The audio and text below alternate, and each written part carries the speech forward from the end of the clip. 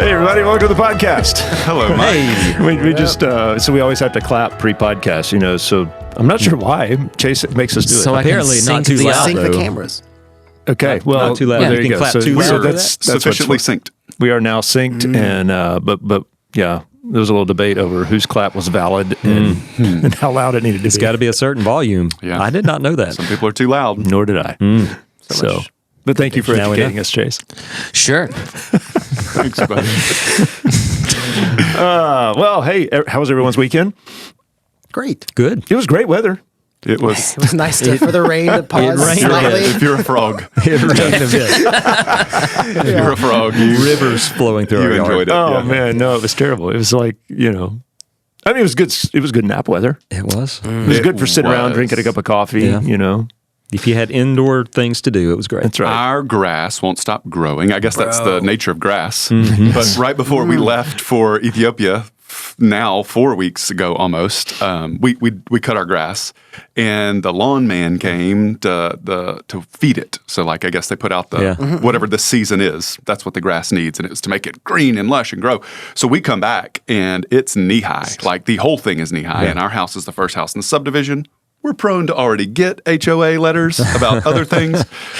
It was knee high a week ago when we got back, and it's not stopped raining. You can't cut. I know. We You can't can't cut it. cut it. Yep. It continues to grow. So I left this morning as it's over my knee. Over. You got to we're get gonna out there bush with the hog. weed eater. Yes. Yeah. Yeah. We're going to have to bush hog, and I'm just waiting. So I just got a reminder, and I'm thankful. It was an HOA reminder of the meeting that's coming up, but I thought, oh, here it is. Here it is. Here's the email They're calling coming me out through. right here. Go cut your grass. Ours is yard. the same way. It's like, when we get so much rain, the ground gets saturated. And so even if you were to get the lawnmower out there, like it's just going to sink and make Are y'all a in the city, Josh? We are. So you might get 2 letters. You might get could. sued. I don't know. So far, right. we've only gotten one from one letter, but it's usually because our kids' bikes are out where Yeah. maybe they shouldn't be. And the funny part is, usually it's the neighborhood kids' bikes who stay at our house. That's not to say our kids don't put their Yeah. bikes in the front. Yeah. But they're not It's never all your just kids' theirs. bikes. Blame it on the neighbors. Yeah. Come get your kids' bikes. Stop sending me a letter. So anyway. Just send them a letter back. Say, Yeah, hey, that's your right. kid's bike's in my It's the driveway. president Come of get the it. HOA. It's their kids' bikes. Or you could That just is not start untrue. labeling the bikes. Like, this bike belongs to, and put the address there. So I'm just trying not to get a letter, guys. Just, what was it? Marshawn Lynch. Like I'm just here not to get fined. Yeah, I'm sure I'm just someone here will so find to it. find. I'm just here not to get a letter, guys. It's a good goal. Well, so Sunday we were on Psalm 103, and Josh, it was your first Sunday back Yeah. Yes. after your long trip. Yeah. Four weeks since the last time I preached. Yeah. It was great. And you did a full recap in the intro of your sermon, like, Yeah. all the things you did. All the things. Yeah. Eating, Yeah. traveling. Yeah. So how Eating and traveling. Eating and traveling. how soon will it be before you how long before you eat Indian food again? Dude, I would eat it right now. Would I eat it and fly 16 and a half hours on a flight? No. But that Indian food was unbelievable. And I was, sharing a little bit before, like as great as the buffet was for the regular food, like chicken biryani for me is like some of my favorite food anywhere, any genre, any culture of food. Biryani chicken is just it's spice and it's good and it's delicious. Their table that they had set up for us for desserts was unbelievable. And I'm a baklava fiend. Now you say, hey, that's not Indian food. But remember, we're in Dubai. Yeah. And baklava They're is gonna just throw like, some other- it's yeah. everywhere. So I ate also baklava until I could not breathe. I'm sure there's like gluttony in there somewhere. So we need to maybe chat through repentance and what that looks like.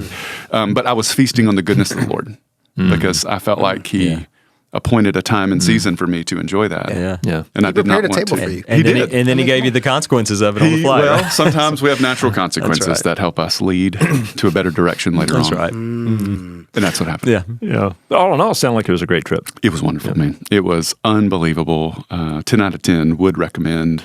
I wish we'd have done it sooner and more often, and hopefully we'll do it again soon. Yeah. It's great. The Ethiopia part, Disney, it can wait. Yeah. Great. Glad we got to do it. One of my favorite parts, I think we shared this last week, was one day Gideon and I decided we didn't want to do Disney. We'd let the girls have a girls' day, and so we went fishing. So in one of your places that you frequent. It is, yeah. New Smyrna Beach, which I didn't know is the shark bite capital of the world. It is true. Really? It is. And Of the world? Of the world. Not just the U.S. Not South Africa, of the world. They have, More yeah. Wow. per capita human. Well, shark biting humans, not humans biting sharks. Maybe they Although return the favor. sometimes bite Maybe that's why they bite so much. Maybe is that's where you get retaliatory. shark fin soup. But Gideon wanted to jump out of the boat, and the guide was like, "Absolutely not! Like this water Not is here." filled with sharks." And Gideon was like, "Really? I don't see this. This is shark bite capital of the world." And you look That's around, crazy. and it's actually on the sides of buildings. Yeah, it is crazy. true. I don't think many of them lead to fatalities, but there are a wanna lot of find out. bites. What kind of sharks are doing the biting? I don't know. I don't know. I do know that we've Not been great out. whites. Like we've been out because I've been going to that beach, not New Smyrna, but just north of there is Ponce Inlet. That's where we go every July, and so there's a lot of surfing around there too. So we've been out surfing before, and we'll see sharks like like in the water next to us, and Make you want to stay on your board. it really does. Yeah, and it'll make you improves your think twice about technique. going out again. Blacktip, spinner, and bull sharks. There you go. Ooh, and bull bull sharks are those excellent. Man, sharks. they'll, Yeah. they'll take a nibble. Yeah, that's not good. Yeah. And so we've also had other times like so I was out floating on a surfboard one time because I was out and I got tired and I was just kind of hanging there and hanging Just on asking the for edge it, of it. man. Yeah, exactly. Well, I saw a guy down the beach from me like freak out, and so Crashed out. Crashed out. He crashed out. and then I saw this big dark figure swimming toward me, like huge dark figure swimming toward me, and I started to freak a little bit, but he like waved me down, and turns out it was a manatee. You get a lot of manatee, Yeah.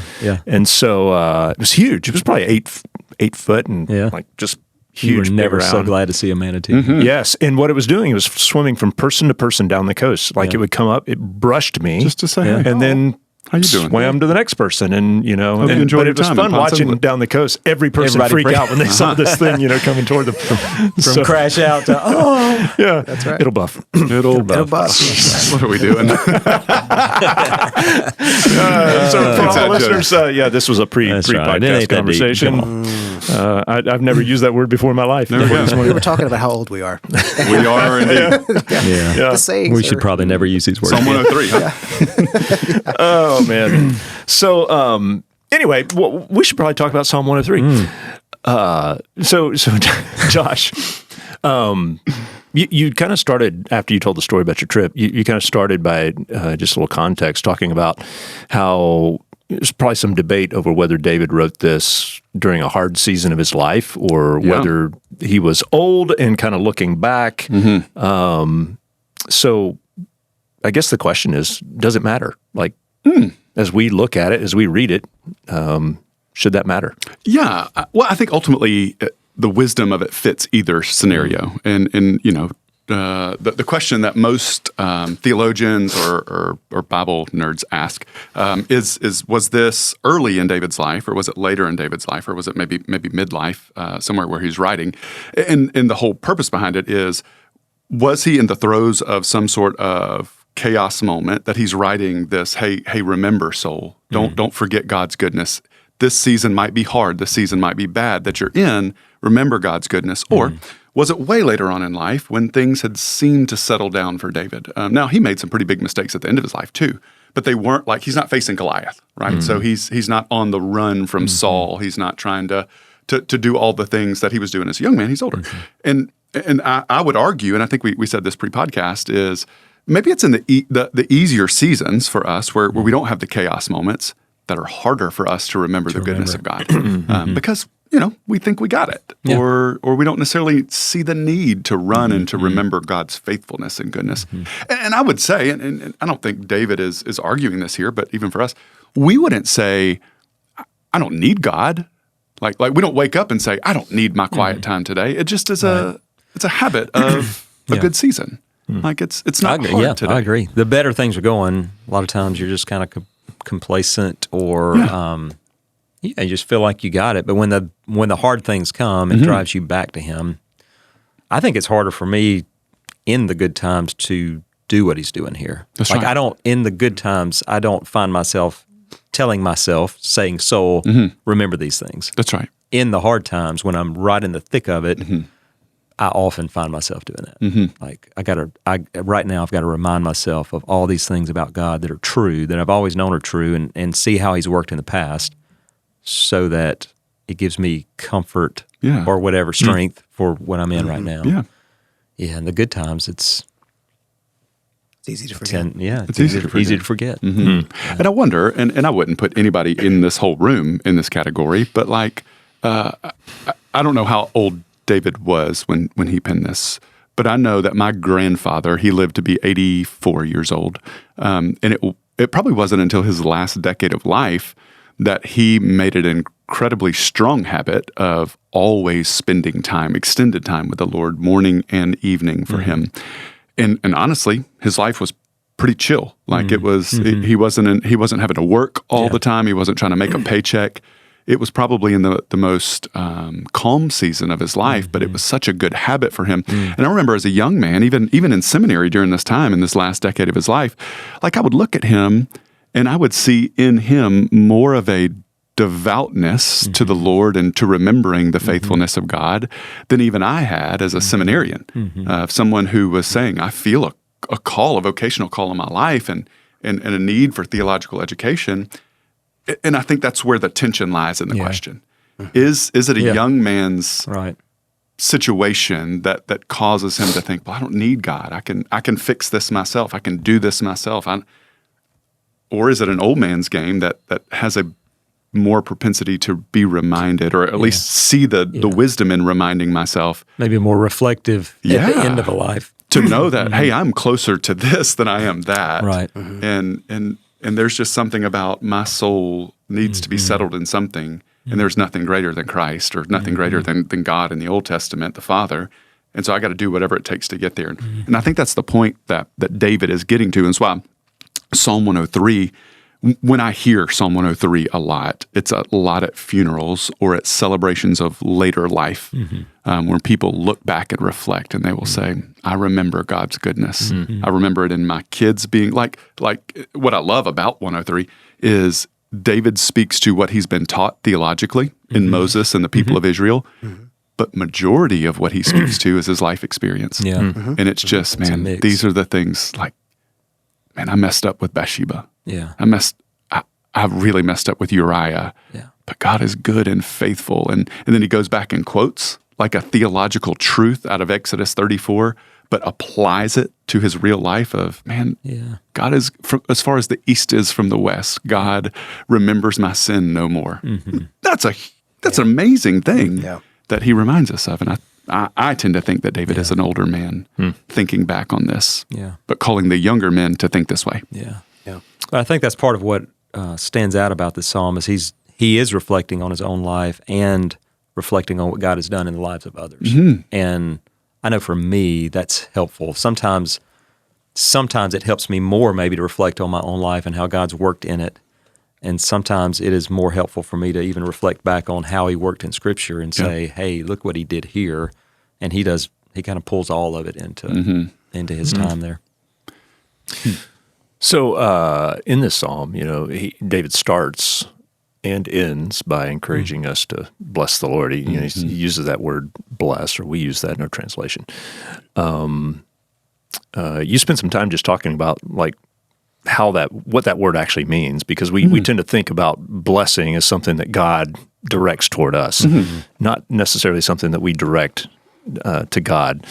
And so, you want to say more about like what that actually means for us, and then I do want to talk about just some practical ways that we do that. Sure. Contextually, to bless the Lord is to vocally say truth about God to God, right?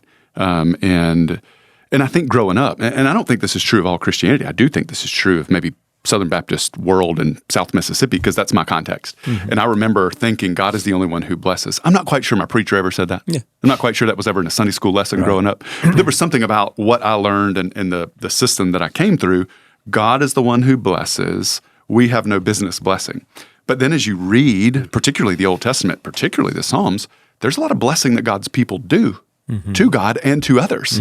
Like we are, to use really fun old language, like we are vice regents of the kingdom, right? So we are given some sort of authority and a responsibility in the way that God blesses. We should bless others, right? So we should verbally speak life to people that are around us, but we should also bless God for who he is and what he's done. And we say, well, what does God need from us? And I'm not quite sure it's a need that God has from us, but it's a need that we have to do that. And it's why Jesus in the Lord's Prayer prays it the way that he does. And he says, when you pray, pray like this.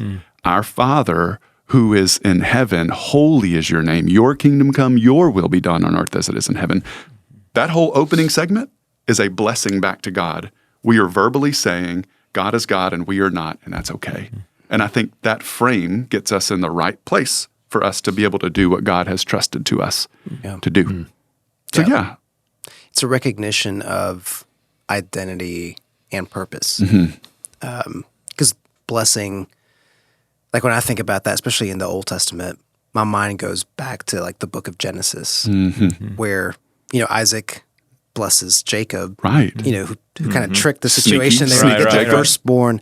But it's a declaration of purpose, even, destiny in the sense of like, hey, this is what I am claiming for you as what Isaac thought was the firstborn. Or when you go all the way back to like Genesis 49 and see now Jacob blessing all 12 of his children on his deathbed.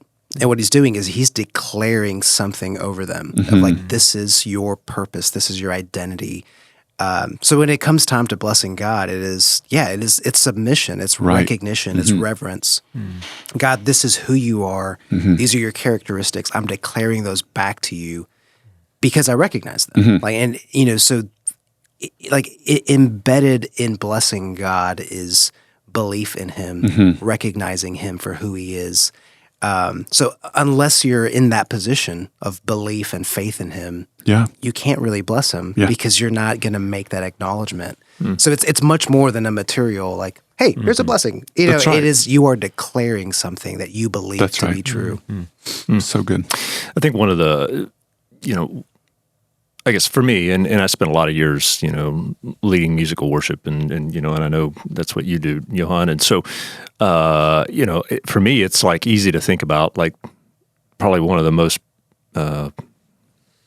prevalent ways that we do that in corporate worship, at least, is singing songs. And you talked about even at the end of the message or after the response song, you mentioned that, hey, we just did this. But can we talk about maybe some practical ways that we do that outside of just corporate singing? Who wants to go? I'll start while you guys are thinking. Last night, so again, just out of the text, and because, of course, whenever I'm preaching something, hopefully it is something that is already working in me before I ever get up to preach, and it is something that when my family hears it, I want them to know that what we do on Sunday, what I say on Sunday, isn't just for the 32 to 42 minutes that I take on a Sunday morning. So Mary Joy and I, when we were laying down last night, getting ready for bed, like we practiced saying good things about God to God, or things that we hope to be true, or things that we're praying for. Like even when we ask things, I think it could be a blessing of, hey God, this is where my heart is, and I give this to you. And it was fun. It's fun to practice it because I can practice what I hope to be is something authentic before her. And she can practice in her very own 10-year-old silliness. Like we're blessing God and we're thanking God for things that have happened and what we hope to happen in the future. So, God, I thank you for the snowball I'm going to get tomorrow. And I was like, well, maybe not. Maybe, I don't know. But for a 10-year-old, maybe you bless God for whatever you want to bless God for. That's exactly right. And so it didn't have a song tied to it. It wasn't necessarily part of a bow your head and close your eyes. But as we sat there and we were laying in her bed and just staring at the roof, and we were just talking about prayer and what it is to be a follower of Jesus, and for her to be able to feel the freedom just to talk. Like I think that's part of a blessing that we get to do when we bless God. Something that we have, we give away, and I think communication is something to that nature. So that is a practical way that we tried to practice it. Very clunky, very messy, but I think beautiful in its own right. What would you guys do? I think, and I keep going back to a blessing to God, like where you're speaking to God. And my mind, though, falls just short of that because I think some of it is talking to others appropriately about God, like just telling the qualities of God reminding even others of how God has been faithful in our lives, the characteristics of God and how those have shown up over the years. I think coming out of the sermon, one thing that I would probably do differently is then turn that to a prayer. Like, to talk to others about it is one thing. To turn that back to God and acknowledge, that reverence to Him for who He is, I think would be another step. But I know sometimes, at least in my life, I can be around believers a lot because I am a lot, and sometimes at the end of the day go, but how often throughout the day did we as believers do this, where we talked about the goodness of God in a way that God would be like, yes, they get it. They know who I am. They know my characteristics. So it was convicting to me just to think on a daily basis, how often do I do this, and how could I begin to do it differently? Yesterday, I finished. Side note: while I was away, I got onto the Kindle. Do you read on a Kindle? I'd never done that until the past 3 weeks. Not recently, but I have. And so I was one of the resorts that we were at for Disney. I saw people reading on a Kindle White. I was like, man, my phone always overheats when I can't read anything. So anyway, all that to say, I got a Kindle and I had a bunch of books that I had just because of different kind of study.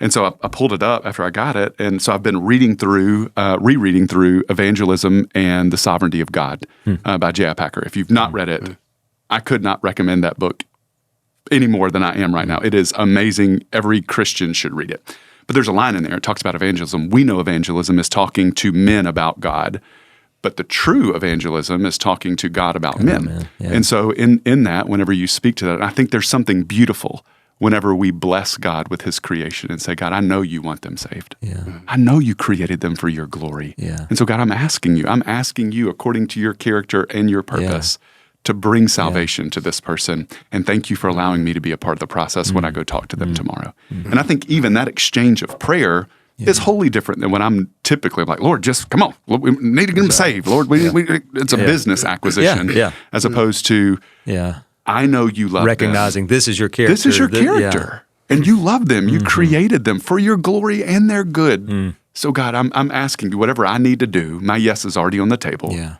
So before I go to sleep tonight, I'm ready tomorrow to do whatever it takes. Yeah. Like, yes, that is so good. So I thank you for bringing that up. Well, we've talked about, obviously singing, saying things, the verbal aspect of that. One of the things I try to do, which I'm really not good at, is reflecting, which is really like at the heartbeat of Psalm 103 is David looking back at God's faithfulness and His character. But in order to do that, like you have to pause, you have to be still, you have to think. And I'm more of a doer and like action oriented. So most of the times when I do this is when I'm traveling. So like yesterday we were talking about being on a plane, and it's like I found myself in that same spot many times over this last year or two where I'm seated on a plane. There's not much I can do. Especially flying out of Jackson, a lot of it times it's regional jets. Right, so like sometimes it's like you get free Wi-Fi if you're an American, whatever. And it's like The Wi-Fi doesn't work. the Wi-Fi Never works. It never works. I have the same issue. so it's like, oh, can't cash in on the benefit. But what it forces me to do is I just sit there, and for the hour and a half that I'm on this leg of the journey, a lot of times I'll pull up my pictures on my phone and I'll just kind of scroll through. And some of that is pragmatic of like, I have a lot of duplicates. Let me delete these. It's a great time to delete But pictures. it reminds me of like, man, God, look at your faithfulness in this moment. Look at your goodness in this moment. That's good. It's really And good. so I think something I wish I could do more on the daily and remind even my kids and my family to do is like pause and let's think and like what are the tangible ways we have experienced God or seen His faithfulness or His goodness in our lives. Because it's easy to do when you're forced to it. Like, well, I got nothing else to do, so I might as well do this.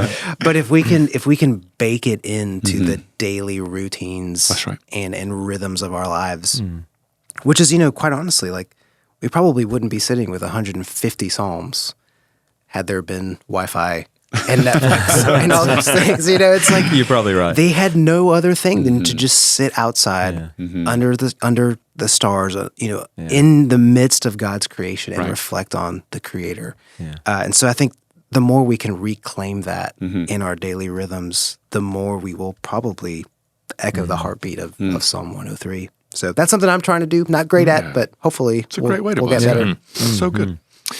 So David again, and he starts in verse 3. He says, "Bless the Lord, O my soul, and forget not all His benefits." And then he starts a list. Benefits. And so you mentioned, Josh, that the Hebrews, when they would make a list, typically the first thing in the list was the primary thing, and everything else is sort of a byproduct of that thing, maybe.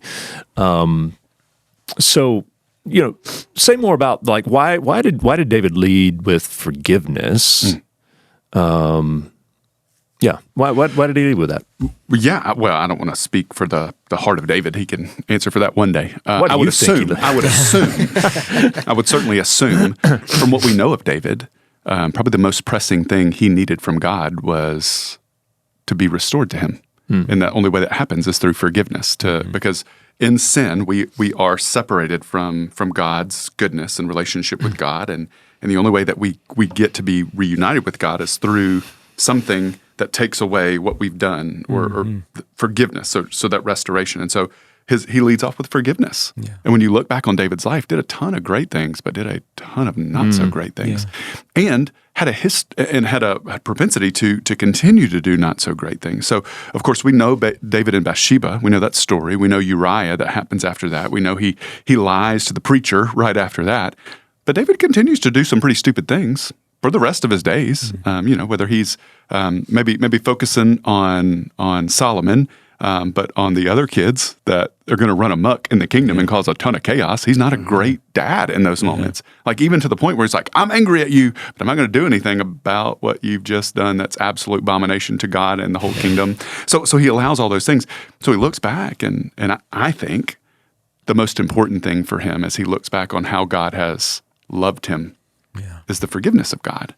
And then when you read it in that category, like with that being the primary and everything else that kind of think of it like a feeder, it feeds or gives color to what that primary thing is. I think that's why, because David's life is marked by sin, but God's grace and forgiveness is stronger than that. And that's why at the end of David's life, what we know David as is a man after God's own heart. And the only reason for that is God forgave him and continued to, which is beautiful. So it may be different for somebody else, but for David, it was forgiveness.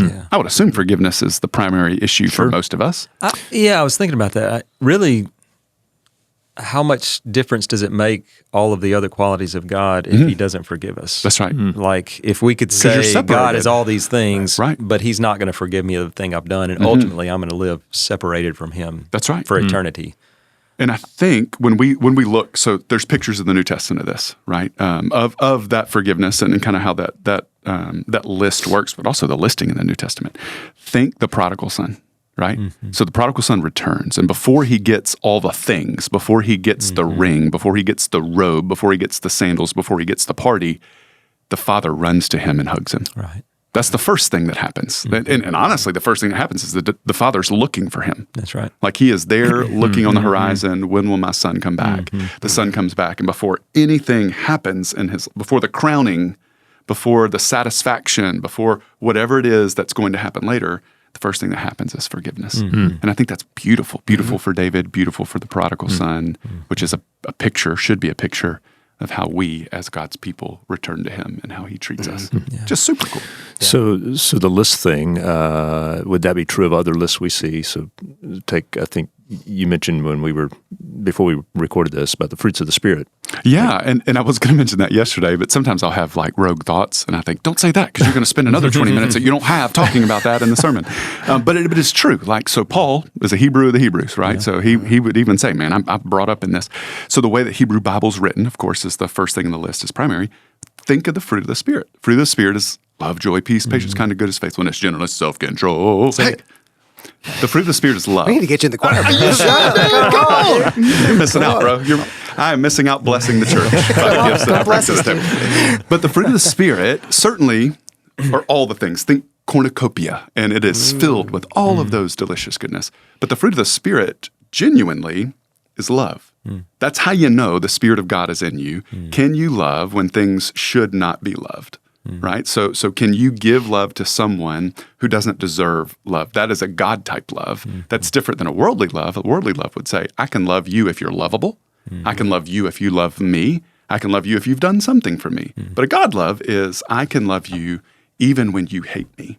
Even when you're trying to kill me. Even if you couldn't stand to see my presence, I still love you. Yeah. But what does that look like? Well, it looks like joy and peace and patience and kindness and goodness and gentleness and faithfulness and self-control.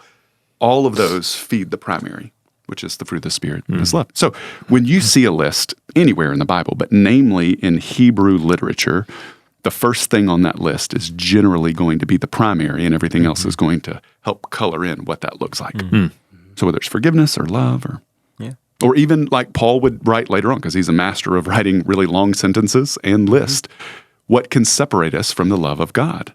Well, then he kind of starts and ascends to this thing, and what can separate us? Nothing. Nothing can. And then he gives the list of all the things. Nothing can separate us from the love of God. It's good. One of the items in David's list here is heals. So he heals all of our diseases. So could we just talk about for a minute, like how should we interpret that? Because, I can imagine some people seeing that and thinking, well, I'm not going to be sick anymore because, God's going to heal. And we all know that that's not the case always. And so, what is the right way to look at that and interpret that? Yeah, I'll take the first go and let you guys clean it up whenever we mess it up. Number one, David is writing as a song leader here, but he's writing a personal psalm. So far, David is alive when he writes this. Okay? So far, God has healed all of his diseases. So far. And so he is simply writing for what he has experienced. Now, remember, in ancient world, there is no hospital like the way that we have hospital. There's no modern medicine in the way that we have it. Age, if you lived past 30, you were an old man. Yeah. You were an old woman living past 30. And so let's assume David lives to be 60, 70, 80. You are not only ancient, but the world would look at you and say, how did you live that long? You must be blessed by God. And in principle, he wouldn't say, well, I got most of my diseases healed, but I got this arthritis creeping up in my hand, or my diabetes is acting up. They don't know these things. They all they know is I'm still alive. That was a country Hebrew accent. Do you like that? Do you like it? Yeah. Well, he was a shepherd. So he was a shepherd. I feel, right. He's, little Debbie's, little diabetes. So from that, it's personal. But then I think ultimately, so if you're looking at this thing, does God really heal all of your diseases? I think ultimately it is safe to say God does heal all of your diseases this side of eternity or next. And you say, well, that's just preacher talk. That's just, easy believism. No, it's not. Because if we truly believe what the Bible teaches, what happens next is far better than what happens here. So you can be ravaged by whatever disease that you have, and it end up making you stop breathing here. But that does not make you stop existing, and healing does come, and it can't ever touch you again, according to Revelation. That one day there is no more sickness, there's no more death, there's no more disease. So that would be my go at it. But what would you guys add to? No, that's where my mind went. So just going to Revelation 21, again, this is a revelation given to John on the island of Patmos. And he says in verse 3, I heard a loud voice from the throne. It says, look, God's dwelling is with humanity. So in the new creation, and he will live with them. They will be his people, and God himself will be with them and be their God. Verse 4, he will wipe away every tear from their eyes. Death will no longer exist. And then the list. What does that look like? Grief, crying, and pain will exist no longer because the previous things have passed away. Exactly. And so, there's a lot of times. I think back to when Dr. Tony Evans, when his late wife passed away, and they were praying for healing. Please heal Miss Lois. And when he preached her service after she had passed, he talked about, we prayed with faith. And while we didn't see healing on this side of heaven, we know there is healing right now. That's right. And so I think we live in this tension of we live in a Genesis 3 world, that our world is broken, and there is, there's just brokenness, there's famine, there's disease, there's real issues that unfortunately are a consequence of our fall, of sin. And there are times and moments where diseases are healed, but ultimately what happens? It's like, even when Lazarus was raised from the dead, it's like, well, You still he died again. later. He That's died right. again. Right. So there will be a day where everything is healed completely.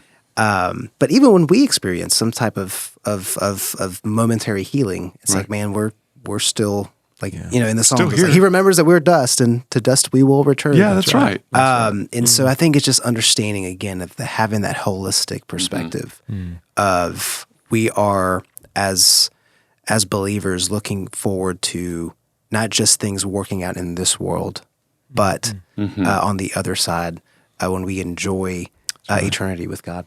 That's right. So good. So can we, it's not transitioning, but it sort of is. You made a statement about he remembers that we are dust.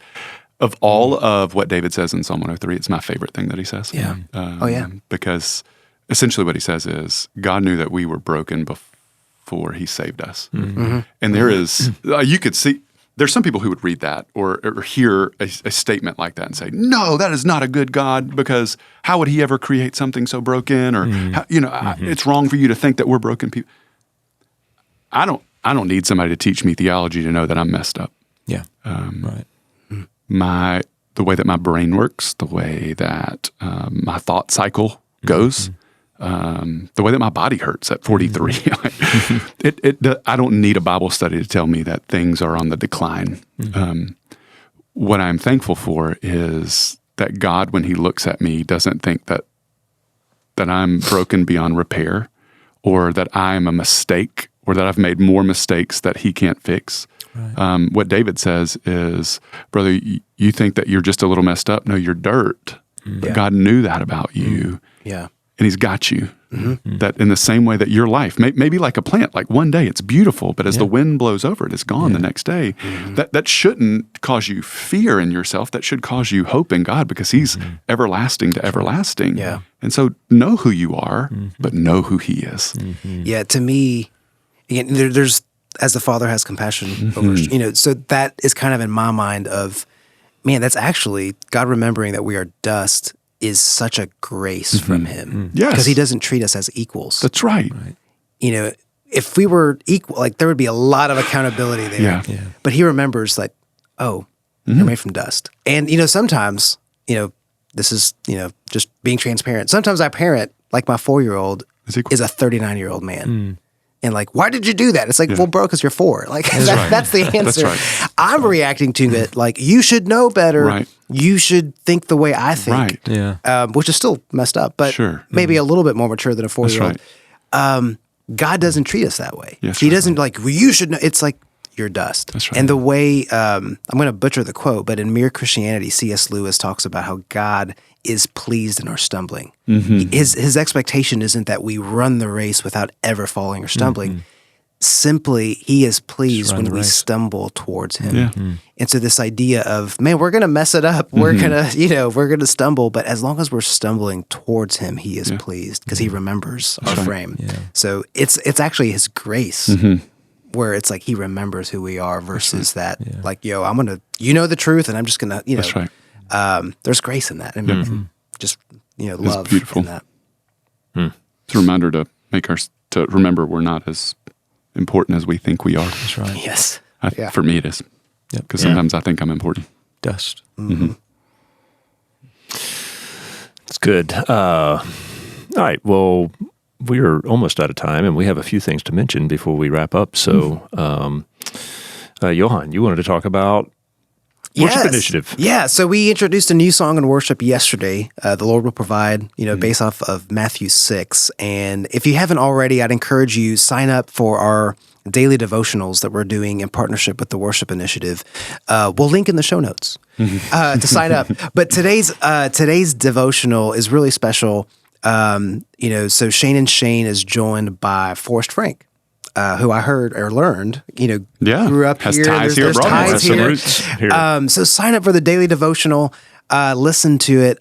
It'll bless you, but they unpack Matthew 6. And again, the heartbeat of that is that it will help us abide. So give us another way to kind of work in abiding in Christ, worshiping, blessing the Lord, through hearing his word, through declaring it back to him.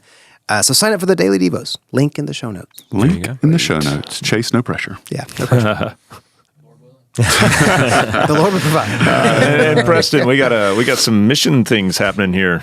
We do. That you're part of. We have a team leaving Saturday, Lord willing, to go to Kenya, northern Kenya. And I do mean Lord willing. The last few times that we've tried to leave Jackson, we have not left on time or on the plane. The Lord has not willed it, and he always works it out. But we'd love to get on the plane that we're supposed to get on at the time we're supposed to get on it with all of our luggage getting to the place that it's supposed to get to. That would be awesome. Yeah. But we work in a really remote area of northern Kenya with a tribe called the Rendile, and we've been privileged to go there for years now. But when I say remote, someone has put it this way: it's about 50 miles past the Great Commission. So we fly ultimately to Nairobi, and then we get on a big truck-like vehicle, drive part way, spend the night, drive the rest of the way. So how far is your drive? Ultimately, if we were on a smaller vehicle, it'd be more like a 12-hour drive, but on the big one, it's more like a 18-hour drive. So it's literally 2 days of driving just to get out there. After 2 days of flying. After 2 days of flying, or a day and a half of flying. So it's remote. Is it like riding in the back of this vehicle? Think the best way to describe the vehicle is think of like a semi-truck front with a bus back, but it's elevated. So you're up pretty high, which gives you a great view of everything. But it's a massive truck. It makes for a little rough ride, though. And it over the years, the ride has gotten better. They've paved more of the road going out to where we go. We actually, part of the road is a road that goes from South Africa all the way to Egypt, I believe. It's like, it's one of the main highways. But at a certain point, we get off of that, and we're on like dirt roads the rest of the way. So That's great. Pretty remote, but it's worth it because the people that we serve there, number one, spiritually, they are, many of them have never, I've been in villages where I've asked, has anyone ever told you about Jesus? And they've said no. So it reminds you that there's still places on this earth where though Coca-Cola has gotten there, that's right, Christianity has not. But the other part is it's right on the line between sort of Christianity from the south in Kenya and then Islam coming from the north. And I describe it as like a line of scrimmage in a football game. And it's not going to stay there. The line's going to go one way or the other. Privileged to go, but please pray for us as we do it. Yeah. Wow. Super exciting. Yeah. One other thing, we have a men's ministry summer connect coming up at Top Golf. Chase, you got details about that? Yeah, a week from today, although if you're listening to this, it's no longer today. So we'll call it the 29th. Deadline is to sign up is either Sunday the 28th or spots fill up. So don't delay. Whichever comes first. And there are limited spots. There are. I think that said there's 30 spots. So it's $40, but that includes golf and a fajita bar. I think that's what we heard is a fajita bar. Could be wrong. I do love fajitas. Delicious. They are good. They're not bad. Yeah. You can bring your own clubs. That's about it. It'll be at 6 on the 29th. 6 o'clock. 6 o'clock p.m. Great. So you got to tell men it's p.m. Good clarification. They will show up at 6 a.m. Yeah. Well, and they're used to it. We do a lot of men's ministry at 6 a.m. So It's not a breakfast. That's right. Top Golf will not be open at 6 a.m. Yeah. It's funny.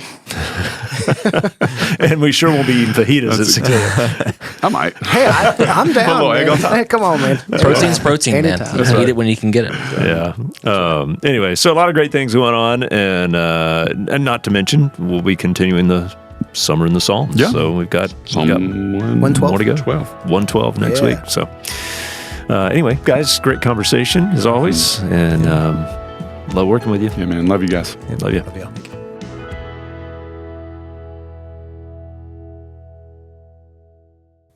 It'll buff.